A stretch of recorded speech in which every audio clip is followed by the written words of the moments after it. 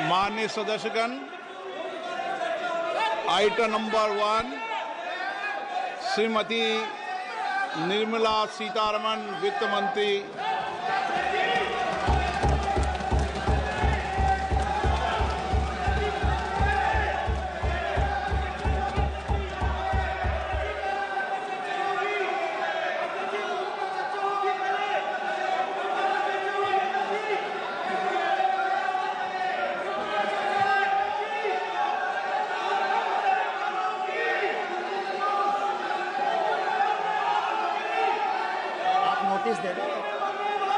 सदस्यगण, budget के बाद राज्यपाल अभिभाषण में आपको अवसर दूंगा।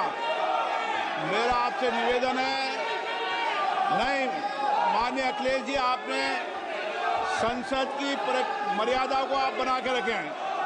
कभी बजट भाषण के अंदर इस तरीके का नहीं हुआ, ये उचित नहीं है, ये उचित नहीं है।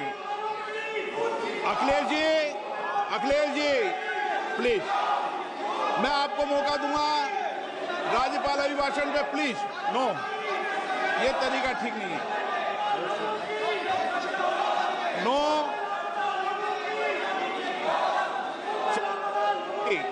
राज्यपाल अभिभाषण पे चर्चा होगी। नो तरीका। Honorable Speaker, I present the budget for 25-26. This budget continues our government's efforts to A. Accelerate growth, B. Secure inclusive development, C. Invigorate private sector investments, D. Uplift household sentiments, and E. Enhance spending power of India's rising middle class. Together, we embark on a journey to unlock our nation's tremendous potential for greater prosperity and global positioning under the leadership of Honorable Prime Minister Shri Narendra Modi. As we complete the first quarter of the 21st century, continuing geopolitical headwinds suggest lower global economic growth over the medium term. However, our aspiration for a Vikasit Bharat inspires us, and the transformative work we have done during our government's first 2 terms guides us to march forward resolutely. Our economy is the fastest growing among all major economies. Our development track record for the past 10 years and structural reforms have drawn global attention. Confidence in India's capability and potential has only grown in this period. We see the next 5 years as a unique opportunity to realize Sabka Vikas, stimulating balanced growth of all regions. The great Telugu poet and playwright Gurujada Apparao had said, "Deshamante matti kadoy, deshamante manushuloy," meaning a country is not just its soil, a country is its people. In line with this, for us, Vikasit Bharat encompasses zero poverty, 100% quality good school education, access to high quality, affordable and comprehensive health care, 100% skilled labor with meaningful employment, 70% women in economic activities, and farmers making our country the food basket of the world. In this budget, the proposed development measures span 10 broad areas, focusing on Garib, youth, Annadata, and Nari, spurring agricultural growth and productivity, building rural prosperity and resilience, taking everyone together on an inclusive growth path, boosting manufacturing and furthering Make in India, supporting MSMEs, enabling employment-led development, investing in people, economy, and innovation, securing energy supplies, promoting exports, and nurturing innovation. For this journey of development, our 4 powerful engines are agriculture, MSME, investments and exports. The fuel, our reforms, our guiding spirit, inclusivity, and the destination, Vikasit Bharat. This budget aims to initiate transformative reforms across 6 domains. During the first 5 years, these will augment our growth potential and global competitiveness. The domains are taxation, power sector, urban development, mining, financial sector, and regulatory reforms. Agriculture as the first engine. Now I move to specific proposals, beginning with agriculture as the first engine.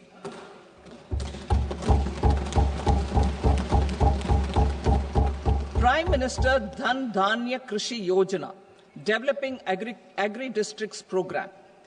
Motivated by the success of the Aspirational District Program, our government will undertake a Prime Minister Dhan Dhanya Krishi Yojana in partnership with states. Through the convergence of existing schemes and specialized measures, the program will cover 100 districts with low productivity, moderate crop intensity, and below average credit parameters. It aims to 1. Enhance agricultural productivity, 2. Adopt crop diversification and sustainable agricultural practices, 3. Augment post-harvest storage at the panchayat and block level, 4. Improve irrigation facilities, and 5. Facilitate availability of long-term and short-term credit. This program is likely to help 1.7 crore farmers. Building rural prosperity and resilience. A comprehensive multi-sectoral rural prosperity and resilience program will be launched in partnership with the states. This will address underemployment in agriculture through skilling, investment, technology, and invigorating the rural economy. The goal is to generate ample opportunities in rural areas so that migration is an option but not a necessity. The program will focus on rural women, young farmers, rural youth, marginal and small farmers, and landless families. The details are in Annexure A. Domestic best practices will be incorporated, and appropriate technical and financial assistance will be sought from multilateral development banks. In Phase 1, 100 developing agri-districts will be covered. Atmanirbharta in pulses. Our government is implementing the National Mission for Edible Oilseed for achieving Atmanirbharta in edible oils. Our farmers have the capability to grow enough for our needs and more. 10 years ago, we made concerted efforts and succeeded in achieving near self-sufficiency in pulses. Farmers responded to the need by increasing the cultivated area by 50%, and government arranged for procurement and remunerative prices.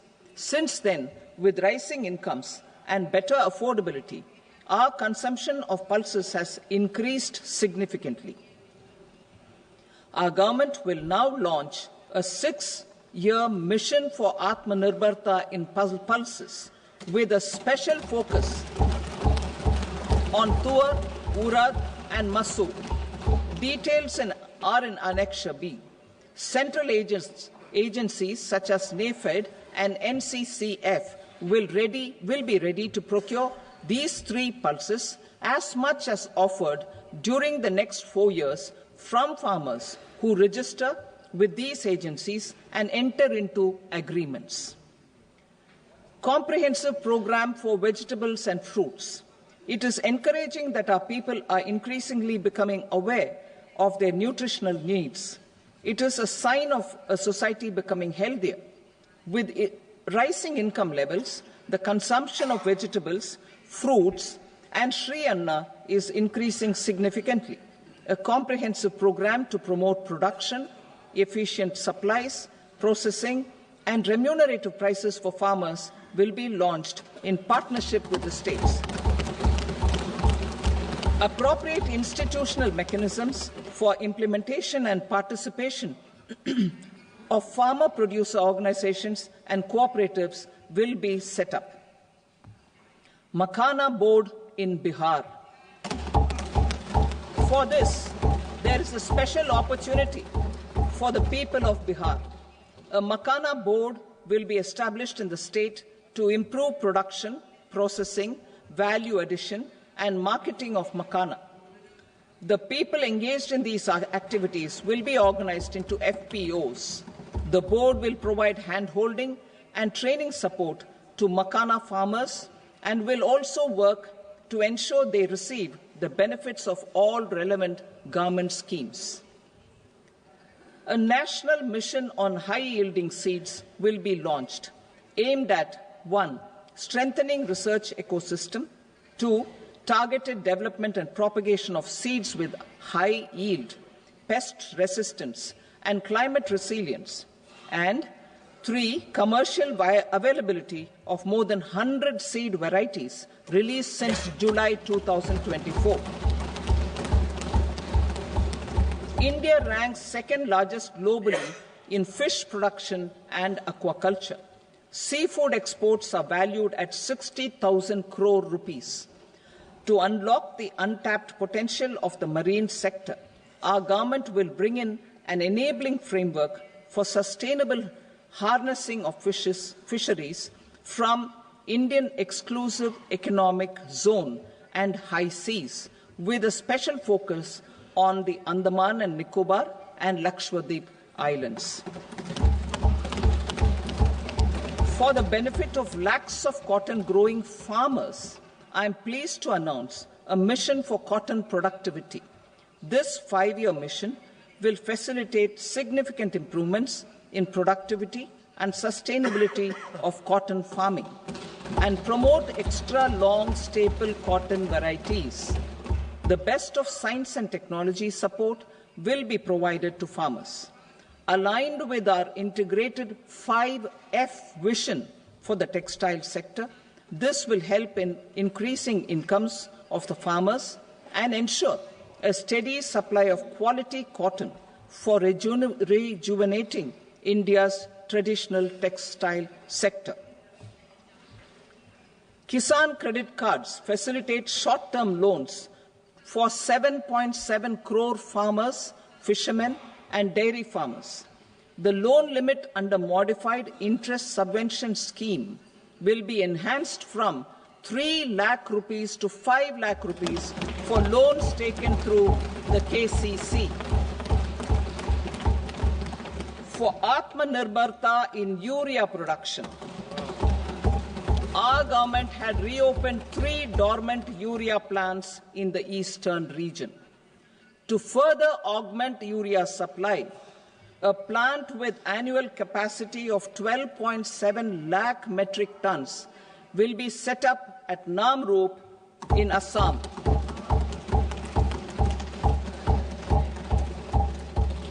India Post, with 1.5 lakh rural post offices, complemented by the India Post Payment Bank and a vast network of 2.4 lakh Dak Sevaks, will be repositioned to act as a catalyst for the rural economy. Details are at Annexure C. India Post will also be transformed as a large public logistics organization. This will meet the rising needs of Vishwakarmas, new entrepreneurs, women, self-help groups, MSMEs, and the large business organizations.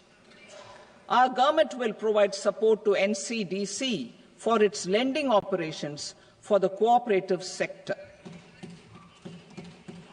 MSMEs as the second engine. Now I move to MSMEs as the second engine, which encompasses manufacturing and services with a focus on MSMEs numbering 5.7 crores. Currently, over 1 crore registered MSMEs, employing 7.5 crore people and generating 36% of our manufacturing, have come together to position India as a global manufacturing hub. with their quality products. With their quality products, these MSMEs are responsible for 45% of our exports. To help them achieve higher efficiencies of scale, technological upgradation, and better access to capital, the investment and turnover limits for classification of all MSMEs will be enhanced to 2.5 and 2 times respectively. This will give them the confidence to grow and generate employment for our youth. The details are given in Annexure D. To improve access to credit, the credit guarantee cover will be enhanced. First, for micro and small enterprises from 5 crore to 10 crore rupees, leading to additional credit of 1.5 lakh crores in the next 5 years. Second, for startups from 10 crore rupees to 20 crore rupees, with the guarantee fee being moderated to 1% for loans in 27 focus sectors which are important for Atmanirbhar Bharat. And for well-run exporter MSMEs, for term loans up to 20 crore rupees. Also for the micro enterprises, we will introduce customized credit cards with a 5 lakh rupee limit for micro enterprises registered on Udyam portal.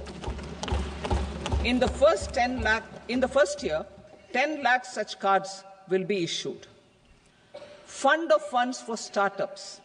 The Alternate Investment Fund, AIFs, for startups have received commitments of more than 91,000 crores rupees.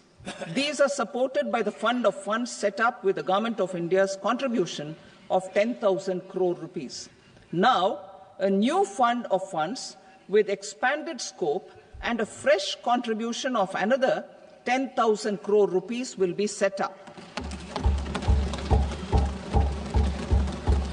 A new scheme will be launched for 5 lakh women, scheduled castes and scheduled tribes, first-time entrepreneurs. This will provide term loans up to 2 crore rupees during the next 5 years. The scheme will incorporate lessons from the successful Stand Up India scheme.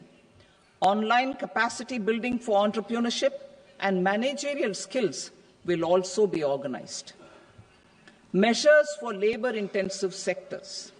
To promote employment and entrepreneurship opportunities in labor-intensive sectors, our government will undertake specific policy and facilitation measures. To enhance the productivity, quality, and competitiveness of India's footwear and leather sector, a focused product scheme will be implemented. The scheme will support design capacity, component manufacturing, and machinery required for production of non-leather quality footwear, besides the support for leather footwear and products. The scheme is expected to facilitate employment for 22 lakh persons, generate over 4 lakh crore rupees, and exports of over 1.1 lakh crore rupees. Measures for the toys sector. Building on the National Action Plan for Toys, we will implement a scheme to make India a global hub for toys. The scheme will focus on development of clusters, skills, and a manufacturing ecosystem that will create high-quality, unique, innovative, and sustainable toys that will represent the Made in India brand. Support for food processing. In line with our commitment towards Purvodaya, we will establish a National Institute of Food Technology, Entrepreneurship and Management in Bihar. The institute will provide a strong fillip to food processing activities in the entire eastern region. This will result in, 1, enhanced income for the farmers through value addition to their produce, and 2, skilling entrepreneurship and employment opportunities for the youth. Manufacturing mission, furthering Make in India. Our government will set up a national manufacturing mission covering small, medium and large industries for furthering Make in India by providing policy support, execution roadmaps, governance and monitoring framework for central ministries and states. Details are in Annexure E. Given our commitment to climate-friendly development, the mission will also support clean tech manufacturing. This will aim to improve domestic value addition and build our ecosystem for solar PV cells, EV batteries, motors and controllers, electrolyzers, wind turbines, very high voltage transmission equipment and grid-scale batteries. Investment as the third engine. Now I move to investment as the third engine, which encompasses investing in people, investing in the economy, and investing in innovation. Investing in people. Saksham Anganwadi and Poshan 2.0. Saksham Anganwadi and Poshan 2.0 program provides nutritional support to more than 8 crore children, 1 crore pregnant women and lactating mothers all over the country, and about 20 lakh adolescent girls in aspirational districts and the Northeast region. The cost norms for these nutritional support will be enhanced appropriately. Atal Tinkering Labs. 50,000 Atal Tinkering Labs will be set up in government schools in the next 5 years to cultivate the spirit of curiosity and innovation and foster a scientific temper among young minds. Broadband connectivity to government secondary schools and PHCs. Broadband connectivity will be provided to all government secondary schools and primary health centers in rural areas under the BharatNet project. Bharatiya Bhasha Pustak Scheme. We propose to implement a Bharatiya Bhasha Pustak scheme to provide digital form Indian language books for schools and for higher education. This aims to help students understand their subjects better and in their language. National Centers of Excellence for Skilling. Building on the initiative announced in the July 24 budget, 5 national centers of excellence for skilling will be set up with global expertise and partnerships to equip our youth with the skills required for Make for India, Make for the World manufacturing. The partnership will cover curriculum design, training of trainers, and a skills certification framework and periodic reviews. Expansion of capacity in IITs. Total number of students in 23 IITs has increased 100% from 65,000 to 1.35 lakh in the past 10 years.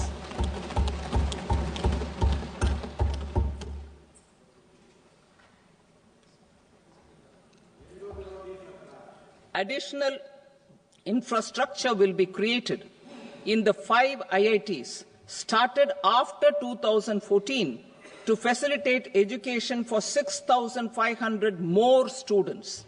Hostel and other infrastructure capacity at IIT Patna will also be expanded.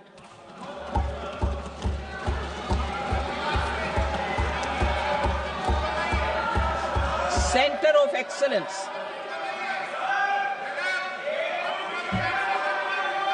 Center of Excellence in AI for Education. I had announced 3 centers of excellence in artificial intelligence for agriculture, health, and sustainable cities in 2023. Now a center of excellence in artificial intelligence for education will be set up with a total outlay of 500 crores. Expansion of medical education. Our government has added almost 1.1 lakh undergraduate and postgraduate medical education seats in 10 years, an increase of 130%. In the next year, 10,000 additional seats will be added in medical colleges and hospitals towards the goal of adding 75,000 seats in the next 5 years. Daycare cancer centers in all district hospitals. Our government will facilitate setting up of daycare cancer centers in all district hospitals in the next 3 years. 200 centers will be established in 25-26 itself. Strengthening urban livelihoods. Our government has been giving priority to assisting urban poor and vulnerable groups. A scheme for socio-economic upliftment of urban workers will be implemented to help them improve their incomes, have sustainable livelihoods, and a better quality of life. PM Swanidhi scheme has benefited more than 68 lakh street vendors, giving them respite from high-interest informal sector loans.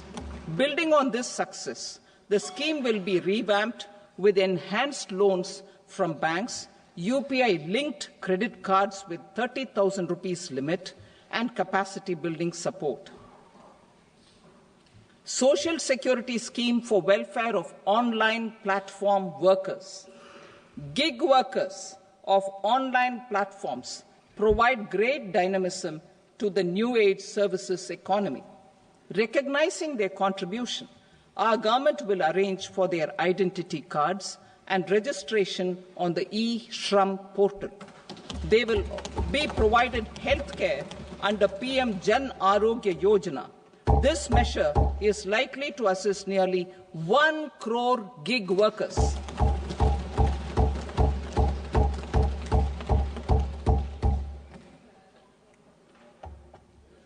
Investing in the economy. Public-private partnership in infrastructure. Each infrastructure-related ministry will come up with a 3-year pipeline of projects that can be implemented in PPP mode. States will also be encouraged to do so and can seek support from the India Infrastructure Project Development Fund, which is a scheme to prepare PPP proposals. Support to states for infrastructure.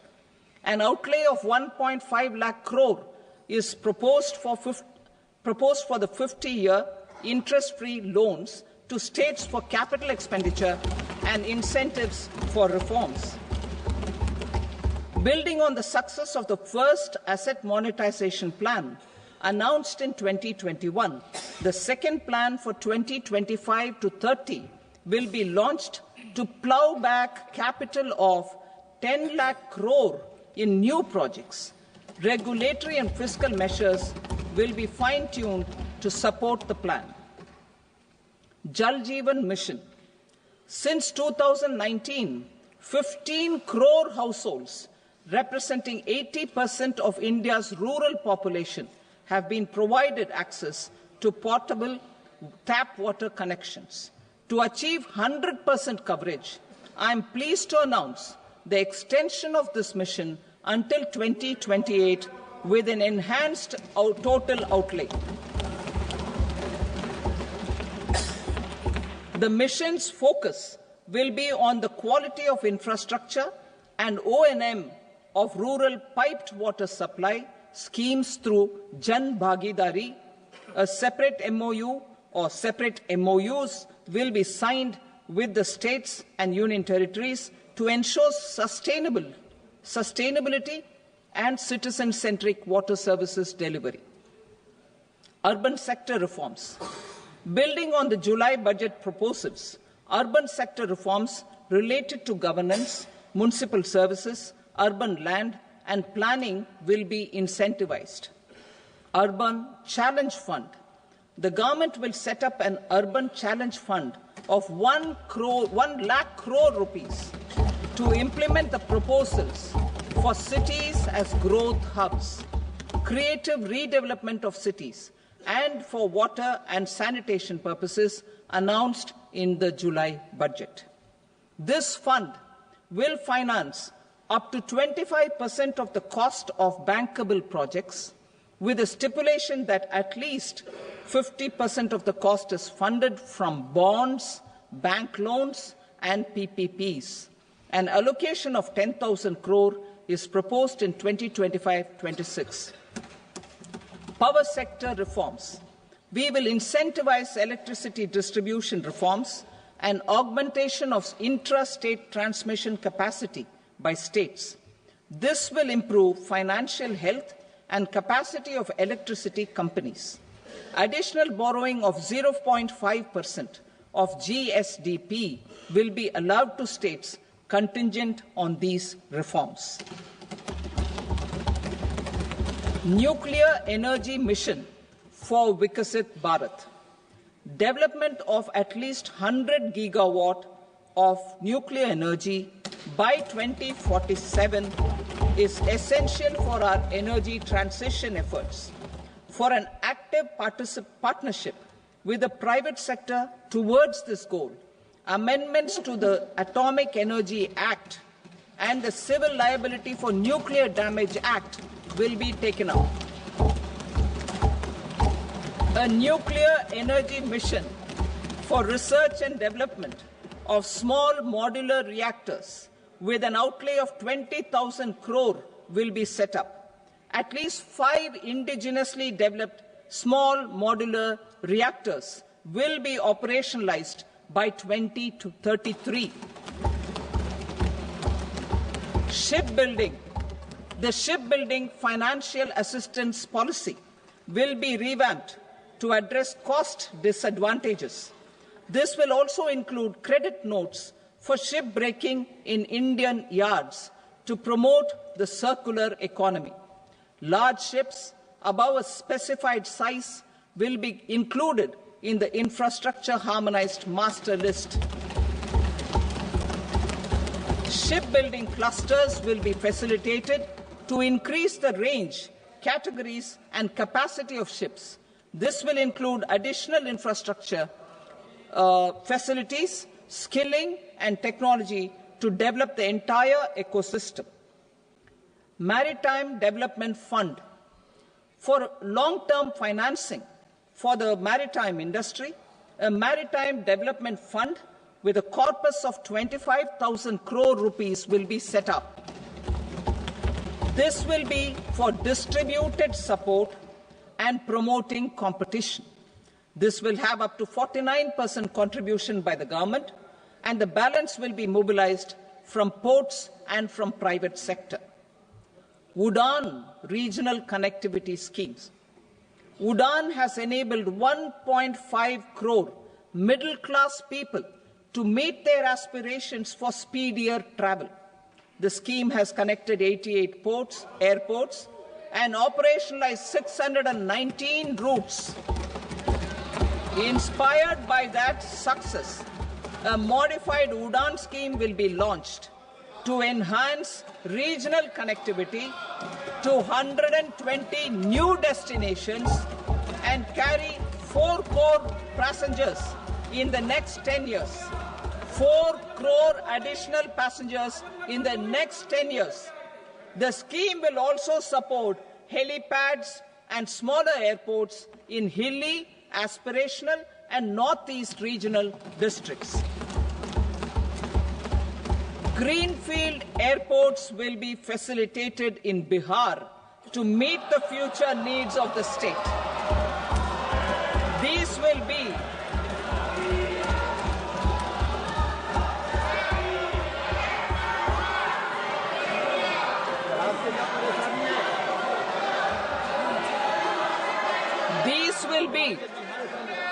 These will be in addition to the expansion of the capacity of Patna Airport and a brownfield airport in Beta. Western Kosi Canal project in Mithilanchal. Financial support will be provided for the Western Kosi Canal ERM project benefiting a large number of farmers cultivating over 50,000 hectares of land in the Mithilanchal region of Bihar. Mining sector reforms, including those for minor minerals, will be encouraged through sharing of best practices and institutions of a state mining index. A policy for recovery of critical minerals from tailings will be brought out. Under the special window for affordable and mid-income housing, SWAMI, 50,000 dwelling units in stressed housing projects have been completed and keys handed over to home buyers. Another 40,000 units will be completed in 2025, further helping middle-class families who were paying EMIs on loans taken for apartments while also paying rent for their current dwellings. Building on this success, SWAMI Fund 2 will be established as a blended finance facility with contribution from the government, banks and private investors. This fund of 15,000 crore rupees will aim for expeditious completion of another 1 lakh units. PM Gati Shakti data for private sector. For furthering PPPs and assisting the private sector in project planning, access to relevant data and maps from the PM Gati Shakti portal will be provided. Tourism for employment-led growth. Top 50 tourist destination sites in the country will be developed in partnership with states through a challenge mode. Land for building key infrastructure will have to be provided by the states. Hotels in these destinations will be included in the infrastructure harmonized list. The following measures will be taken for facilitating employment-led growth: organizing intensive skill development programs for our youth, including in institutes of hospitality management, providing mudra loans for homestays, improving ease of travel and connectivity to tourist destinations, providing performance-linked incentives to states for effective destination management, including tourist amenities, cleanliness, and marketing efforts, and introducing streamlined e-visa facilities along with visa fee waivers for certain tourist groups. Continuing with the emphasis on places of spiritual and religious significance, in the July budget, there will be a special focus on destinations related to the life and times of Lord Buddha. Medical tourism and heal in India. Medical tourism and heal in India will be promoted in partnership with the private sector, along with capacity building and easier visa norms. Investing in innovation. To implement private sector-driven research, development and innovation initiatives announced in the July budget, I am now allocating 20,000 crore rupees for this purpose. A deep tech fund of funds will also be explored to catalyze the next generation startups as a part of this initiative. In the next 5 years, under the PM Research Fellowship Scheme, we will provide 10,000 fellowships for technological research in IITs and IISc with enhanced financial support. The second gene bank with 10 lakh germplasm lines will be set up for future food and nutritional security. This will provide conservation support to both public and private sectors for genetic resources. We will start a national geospatial mission to develop foundational geospatial infrastructure and data. Using PM Gati Shakti, this mission will facilitate modernization of land records, urban planning, and design of infrastructure projects. A Gyan Bharatam mission for survey, documentation, and conservation of our manuscript heritage with academic institutions, museums, libraries, and private collectors will be undertaken to cover more than 1 crore manuscripts. We will set up a national digital repository of Indian knowledge systems for knowledge sharing. Now I move to exports as the fourth engine. We will set up an export promotion mission with sectoral and ministerial targets driven jointly by the Ministries of Commerce, MSME, and Finance. It will facilitate easy access to export credit, cross-border factoring support, support to MSMEs to tackle non-tariff measures in overseas markets. A digital public infrastructure, Bharat Trade Net, for international trade will be set up as a unified platform for trade documentation and financing solutions. This will complement the Unified Logistics Interface platform. The BTN will be aligned with international practices. Support will be provided to develop domestic manufacturing capacities for our economy's integration with global supply chains. Sectors will be identified based on objective criteria. Facilitation groups with participation of senior officers and industry representatives will be formed for select products and supply chains. Through this, there are huge opportunities related to Industry 4.0, which needs high skills and talent. Our youth have both.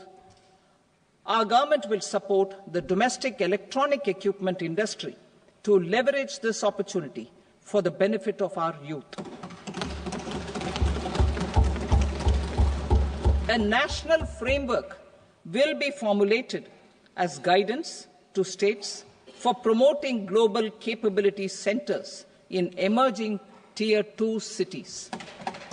This will suggest measures for enhancing availability of talent and infrastructure, building bylaw reforms, and mechanisms for collaboration with industry. Our government will facilitate upgradation of infrastructure and warehousing for air cargo, including high-value perishable horticultural produce. Cargo screening and customs protocol will be streamlined and made user-friendly. Reforms as the fuel. Over the past 10 years, our government has implemented several reforms for convenience of taxpayers, such as faceless assessment, 2, taxpayer charter, 3, faster returns, 4, almost 99% returns being on self-assessment, and 5, Vivad Se Vishwas scheme.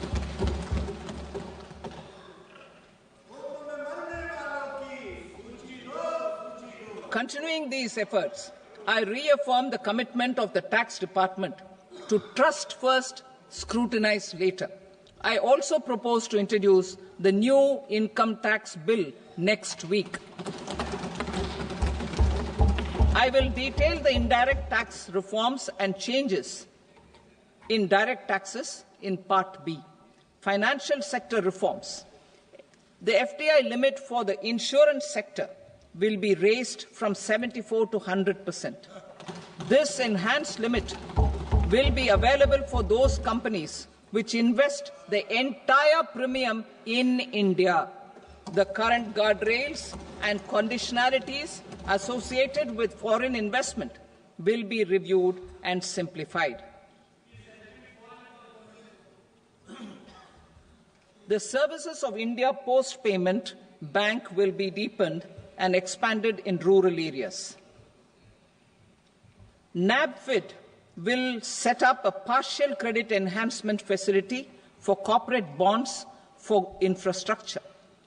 Public sector banks will develop Grameen Credit Score framework to serve the credit needs of SHG members and people in rural areas. A forum for regulatory coordination and development of pension products will be set up. To implement the earlier announcement on simplifying the KYC processes, the revamped Central KYC Registry will be rolled out in 2025. We will also implement a streamlined system for periodic updating.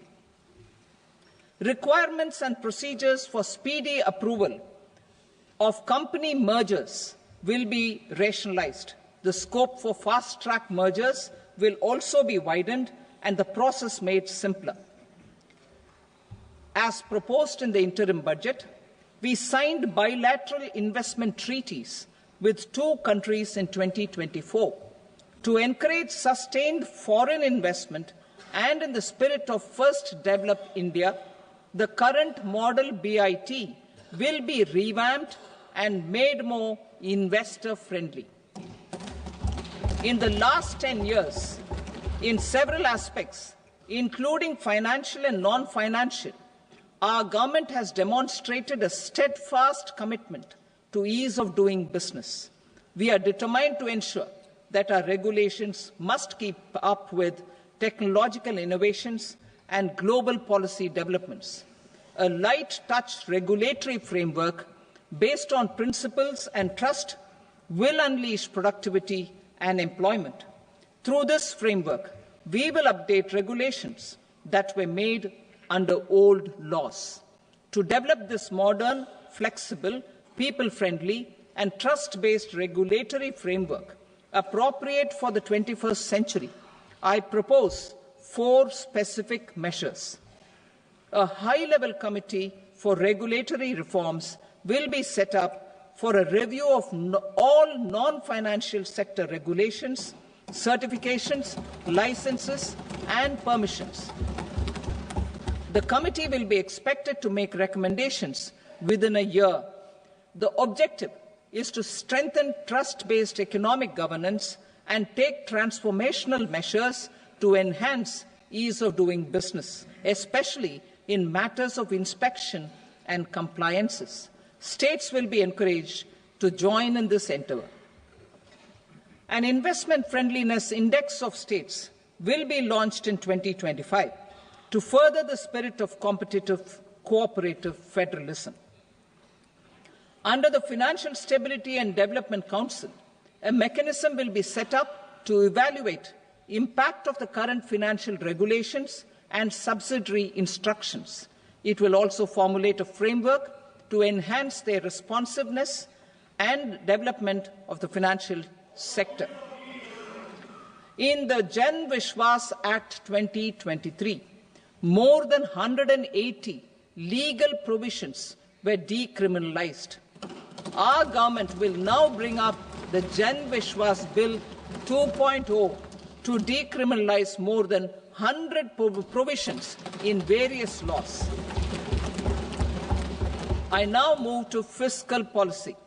In the July budget, I had committed to staying the course for fiscal consolidation. Our endeavour will be to keep the fiscal deficit each year such that central government debt remains on a declining path as a percentage of the GDP. The roadmap for the next 6 years has been detailed in the FRBM statement. Revised estimates for 2024-25.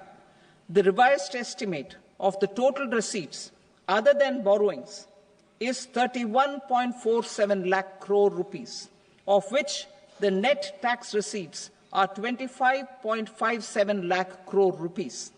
The revised estimate of the total expenditure is 47.16 lakh crore rupees, of which the capital expenditure is about 10.18 lakh crore rupees. The revised estimate of the fiscal deficit is 4.8% of the GDP. Budget estimates for 25-26. Coming to 25-26, the total receipts other than borrowings and total expenditure are estimated at 34.96 lakh crore rupees and 50.65 lakh crore rupees respectively. The net tax receipts are estimated at 8.37 lakh crore rupees. The fiscal deficit is estimated to be 4.4% of GDP. To finance the fiscal deficit, the net market borrowings from dated securities are estimated at 11.54 lakh crore. The balance financing is expected to come from small savings and other sources. The gross market borrowings are estimated at 14.82 lakh crore rupees. I will now move to Part B. Indirect taxes. My proposals relating to customs aim to rationalize tariff structure and address duty inversion. These will also support domestic manufacturing and value addition, promote exports, facilitate trade, and provide relief to common people. Rationalization of customs tariff structure for industrial goods. As a part of comprehensive review of customs rate structure announced in July 2024 budget, I propose to 1. Remove 7 tariff rates. This is over and above the 7 tariff rates removed in 23-24 budget. After this, there will be only 8 remaining tariff rates, including 0 rate. 2. Apply appropriate cess to broadly maintain effective duty incidence, except on a few items where such incidence will reduce marginally. 3. Levy not more than 1 cess or surcharge. Therefore, I propose to exempt social welfare surcharge on 82 tariff lines that are subject to a cess. I shall now take up sector-specific proposals. To provide relief to patients, particularly those suffering from cancer, rare diseases, and other severe chronic diseases, I propose to add 36 life-saving drugs and medicines to the list of medicines fully exempted from basic custom duty.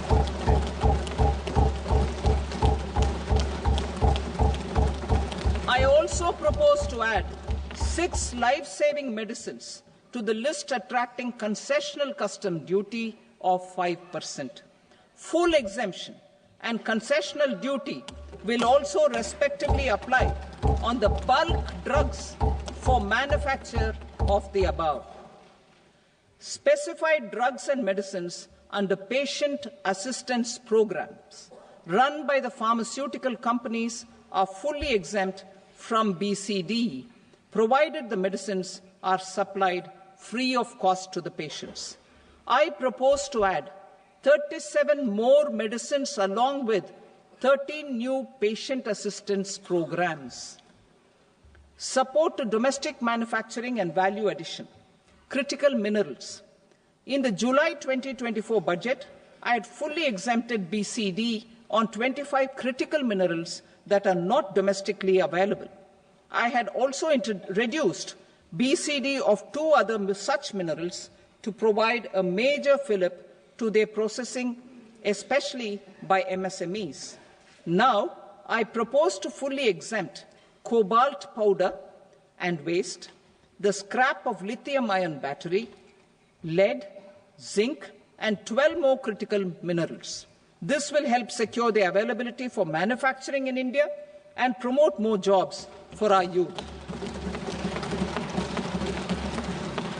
To promote domestic production of technical textile products such as agro-textiles, medical textiles, and geotextiles at competitive prices, I propose to add 2 more types of shuttle-less looms to the list of fully exempted textile machinery. I also propose to revise the BCD rate on knitted fabrics covered by 9 tariff lines from 10 or 20 to 20% or 115 rupees per kg, whichever is higher. Electronic goods. In line with our Make in India policy and to rectify inverted duty structure, I propose to increase the BCD on interactive flat panel display from 10% to 20% and reduce the BCD to 5% on open cell and other components. In 23-24 budget, for the manufacture of open cells of LCD, LED TVs, I had reduced the BCD on parts of open cells from 5% to 2.5%. To further boost the manufacture of such open cells, the BCD on these parts will now stand exempted. Lithium-ion battery. To the list of exempted capital goods, I propose to add 35 additional capital goods for EV battery manufacturing and 28 additional capital goods for mobile phone battery manufacturing. This will boost domestic manufacture of lithium-ion batteries, both for mobile phones and for electric vehicles. Shipping sector. Considering that shipbuilding has a long gestation period, I propose to continue the exemption of BCD on raw materials, components, consumables, or parts for the manufacture of ships for another 10 years.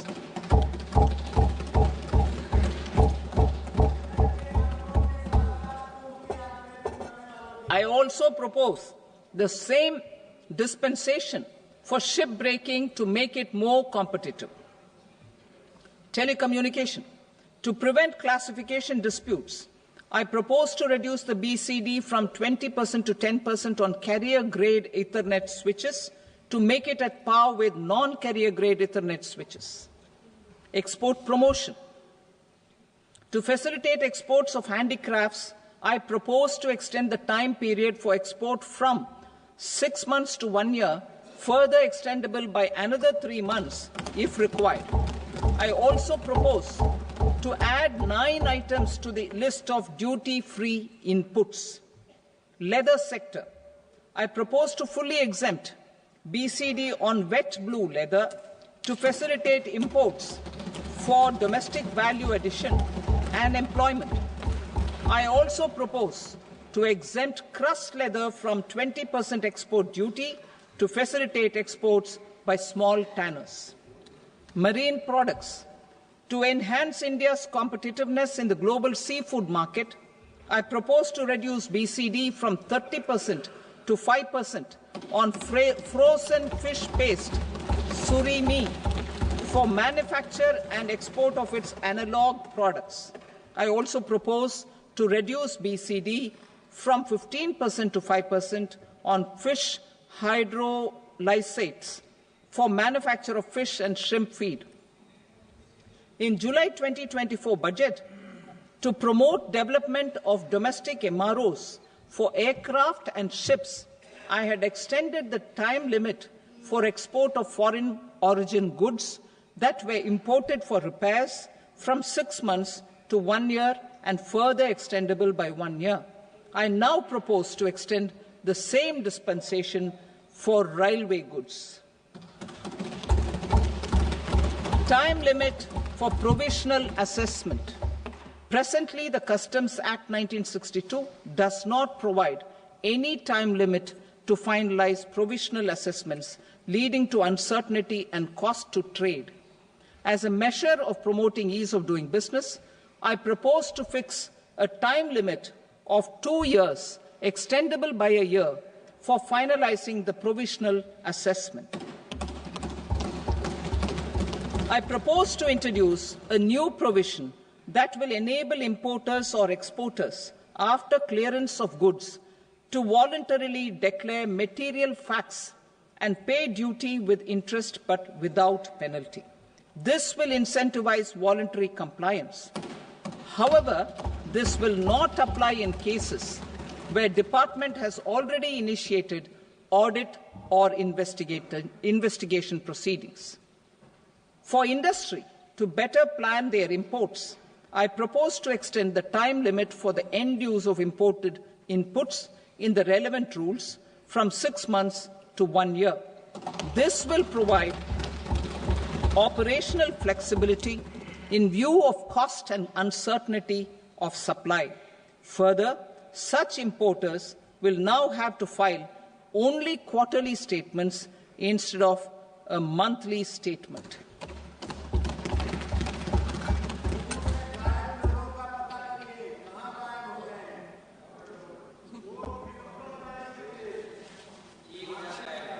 I now come to my direct tax proposals.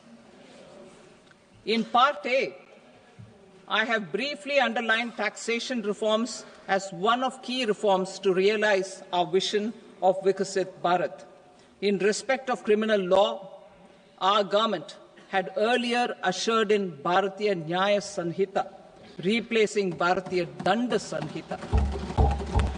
I am happy to inform this august House and the country that for new income tax bill will carry forward the same spirit of Nyaya in its drafting as well. The new bill will be clear and direct in text, with close to half of the present law in terms of both chapters and words. It will be simple to understand for taxpayers and tax administrators, leading to tax certainty and reduced litigation. Reforms, however, are not a destination. They are means to achieve good governance for our people and economy. Providing good governance primarily involves being responsive. The Tirukural captures this in verse 542, which reads, "Vaanokki vaazhum ulagallam, mannavan kol nokki vaazhum kudi," meaning, just as the living beings live expecting rains, citizens live expecting good governance. Our government is committed to keeping an ear to the ground and a finger on the pulse and responding while balancing our national building efforts.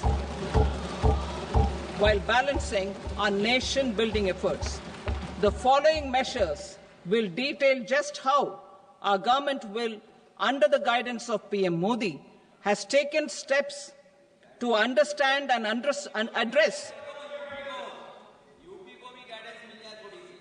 I repeat that sentence, sir. The following measures will detail just how our government, under the guidance of PM Modi, has taken steps to understand and address the needs voiced by our citizens. My tax proposals are guided by this spirit. The objectives of my proposals are as follows: personal income tax reforms with special focus on middle class, rationalization of TDS and TCS for easing difficulties, encouraging voluntary compliance, reducing compliance burden, ease of doing business, employment and investment. I will come to my proposal on personal income tax towards the end. TDS and TCS, rationalization for easing difficulties. I propose to rationalize tax deduction at source, TDS, by reducing the number of rates and thresholds above which TDS is deducted. Further, threshold amounts for tax deduction will be increased for better clarity and uniformity. The limit for tax deduction on interest for senior citizens is being doubled from the present 50,000 rupees to 1 lakh rupees. Similarly, the annual limit of 2.40 lakh rupees for TDS on rent is being increased to 6 lakh rupees. This will reduce the number of transactions liable to TDS, thus benefiting small taxpayers receiving small payments. The threshold to collect tax at source, the TCS, on remittances under RBI's liberalized remittance scheme, the LRS, is proposed to be increased from 7 lakh to 10 lakhs. I also propose to remove TCS on remittances for education purposes, where such remittances is out of a loan taken from a specified financial institution. Both TDS and TCS are being applied on any transaction related to sale of goods. To prevent such compliance difficulties, I propose to omit the TCS. I also propose that the provisions of the higher TDS deduction will now apply only in non-PAN cases. In July 2024, the delay for payment of TDS up to the due date of filing statement was decriminalized. I propose to provide the same relaxation to TCS provisions as well. The government under the leadership of Prime Minister Modi believes in Sabka Saath, Sabka Vikas, Sabka Vishwas and Sabka Prayas. In line with this, we brought in updated return facility in 2022 for voluntary compliance by taxpayers who had omitted to report their correct income. Our trust in taxpayers was proved right. Nearly 90 lakh taxpayers voluntarily updated their incomes by paying additional tax. Taking this trust further, I now propose to extend the time limit to file updated returns for any assessment year from the current limit of 2 years to 4 years. I propose to reduce the compliance burden for small charitable trusts and institutions by increasing their period of registration from 5 years to 10 years. It is also proposed that disproportionate consequences do not arise for minor defaults such as incomplete applications filed by charitable entities. Presently, taxpayers can claim the annual value of self-occupied properties as nil only on the fulfillment of certain conditions. Considering the difficulties faced by taxpayers, it is proposed to allow the benefit of 2 such self-occupied properties without any condition. To streamline the process of transfer pricing and to provide an alternative to yearly examination, I propose to introduce a scheme for determining arm's length price of international transaction for a block period of 3 years. This will be in line with global best practices. With a view to reduce litigation and provide certainty in international taxation, the scope of safe harbor rules is being expanded. A number of senior and very senior citizens have very old national savings scheme accounts. As interest is no longer payable on such accounts, I propose to exempt withdrawals made from NSS by individuals on or after 29th August 2024. I am also proposing to allow similar treatment to NPS Vatsalya accounts as is available to normal NPS accounts subject to overall limits. In my speech in July 2024, I had promised that all processes, including giving effect to appellate orders, shall be digitalized and made paperless over the next 2 years. So I'm happy to announce that digitalization is being made operational now. In July 2024, we brought in the Vivad Se Vishwas scheme to resolve income tax disputes pending in appeal. The scheme has received a great response, with nearly 33,000 taxpayers having availed of the scheme to settle their disputes. I have a few proposals to promote investment and employment. It is proposed to provide a presumptive taxation regime for non-residents who provide services to a resident company that is establishing or operating an electronics manufacturing facility. I further propose to introduce a safe harbor for tax certainty for non-residents who store components for supply to specified electronics manufacturing units. Presently, the tonnage tax scheme is available only to sea-going ships. The benefits of existing tonnage tax scheme are proposed to be extended to inland vessels registered under the Indian Vessels Act 2021 to promote inland water transport in the country. Extension for incorporation of startups. We continue to support the Indian startup ecosystem. I propose to extend the period of incorporation by 5 years to allow the benefit available to startups which are incorporated before 1/4/2030. In order to attract and promote additional activities in the IFSC, I am inter alia proposing specific benefits to ship leasing units, insurance offices, and treasury centers of global companies which are set up in IFSC. Further, to claim benefits, the cut-off date for commencement in IFSC has also been extended by 5 years to 31/3/2030. Category 1 and Category 2 AIFs are undertaking investments in infrastructure and other such sectors.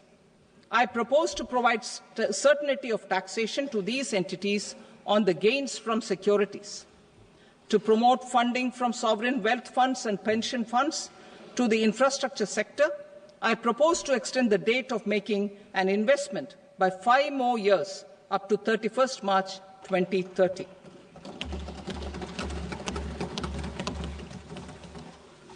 Personal income tax reforms with special focus on middle class. Democracy, demography, and demand are the key support pillars in our journey towards Vikasit Bharat. The middle class provides strength for India's growth. This government, under the leadership of Prime Minister Modi, has always believed in the admirable energy and ability of the middle class in nation building. In recognition of their contribution,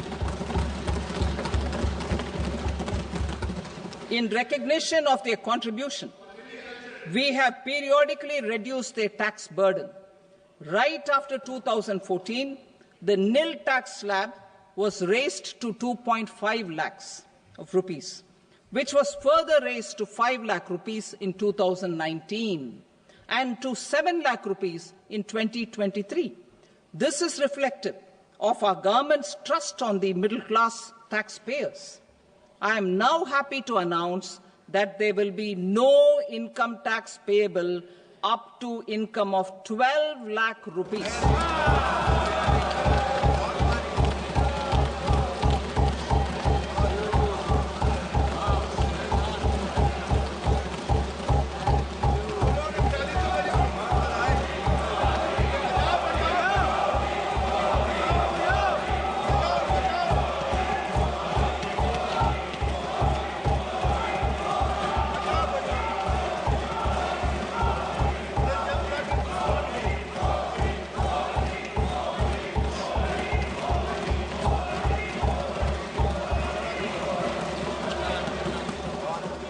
So, average income of 1 lakh per month, other than the special rate income such as capital gains, under the new regime. This limit will be 12.75 lakh for salaried taxpayers due to the standard deduction of 75,000.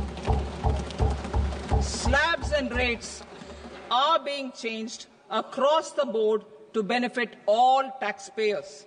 The new structure will substantially reduce the taxes of the middle class and leave more money in their hands, boosting household consumption, savings, and investment. In the new tax regime, I propose to revise tax rate structures as follows: 0 to 4 lakh rupees nil, 4.8 lakh rupees to 4 to 8 lakh rupees 5%, 8 to 12 lakh rupees 10%, 12 to 16 lakh rupees 15%, 16 to 20 lakh rupees 20%, 20 to 24 lakh rupees 25%, and above 24 lakh rupees 30%. To taxpayers up to 12 lakh of normal income, other than special rate income such as capital gains. I read that again. To taxpayers up to 12 lakh of income, other than special rate income such as capital gains, tax rebate is being provided in addition to the benefit due to slab rate reduction in such a manner that there is no tax payable by them. The total tax benefit of slab rate changes and rebate at different income levels can be illustrated with a few examples.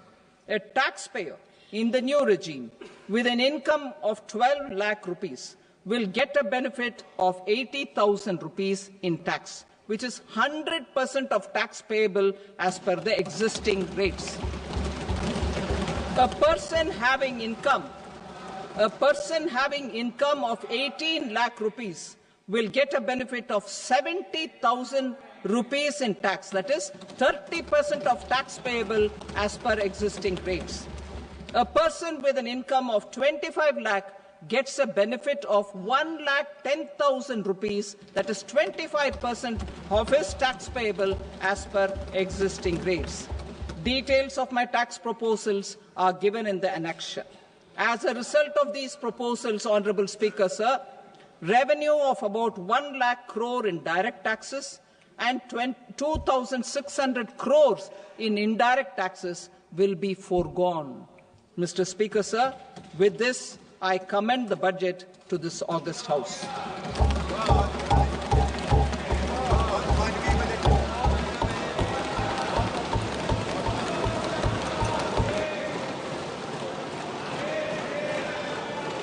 Item number 2, Srimati Nirmala Sitharaman. Sir, with your permission, I rise to lay on the table the following statements under Section 3(1) of the Fiscal Responsibility and Budget Management Act 2003. Medium-term fiscal policy cum fiscal policy strategy statement and macroeconomic framework statement. Item number 3, Srimati Nirmala Sitharaman. Sir, with your permission, I rise to move for leave to introduce the Finance Bill 2025. प्रश्न ये है कि विधेयक को पुनर्स्थापित करने की अनुमति प्रदान की जाए। जो सदस्य इसके पक्ष में हाँ कहें, जो सदस्य विरोध में ना कहें। मेरे विचार में निर्णय हाँ वालों के पक्ष में हुआ, हाँ वालों के पक्ष में अनुमति प्रदान की जाती है। माननीय मंत्री जी, अब विधेयक को पुनर्स्थापित करें। Sir, I introduce the bill. Thank you. सभा की कार्रवाई सोमवार दिनांक 3 फरवरी 2025 को प्राप्त 11 बजे तक के लिए स्थगित की जाती है।